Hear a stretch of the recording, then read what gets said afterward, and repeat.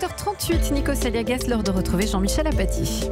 Un discours, plutôt une allocution, une intervention du président de la République très commentée, très attendue alors qu'il ne s'est toujours pas exprimé.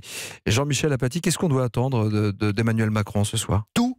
Ce soir, après son intervention, c'est la paix ou la guerre. Nous sommes devant ce que l'on pourrait appeler les vertiges de l'histoire. Alors on ne sait pas ce que va dire Emmanuel Macron, les informations sont très parcellaires.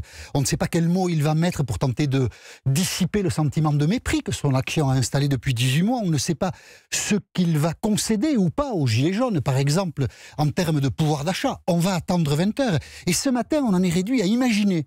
Imaginons que le président de la République, lors de son allocution, soit clair, argumenté, précis, qu'il dégonfle le mouvement, que la contestation s'arrête. Après tout, ça n'est pas impossible. Bien sûr, les traces qui resteront seront très importantes et marqueront la fin du quinquennat. Mais enfin, il est une éventualité où la vie reprenne un cours un peu plus normal. Et on dira, puisqu'on disait qu'elle était menacée, que la République a été sauvée. Et si ça se trouve, ce soir... Si ça se trouve, on criera au génie. Ou alors on peut imaginer le contraire. Un Emmanuel Macron pas très bon dans la forme, un peu flou sur le fond, ce sera quoi sa consultation pendant 3 mois, on n'a pas très bien compris, et il ne satisfera pas les revendications des Gilets jaunes. Et alors là, on peut s'attendre au pire, parce qu'il ne faut pas se faire des illusions sur la journée de samedi que nous avons vécue. On a parlé de retour au calme, c'est très relatif, parlez-en aux Bordelais. Bordeaux un peu dévasté. À Paris, il y a eu plus de commerces dévastés à Paris samedi que samedi dernier. C'est marrant la communication, parce que ça on ne le voit pas du tout. Comment est-on arrivé à ce calme relatif?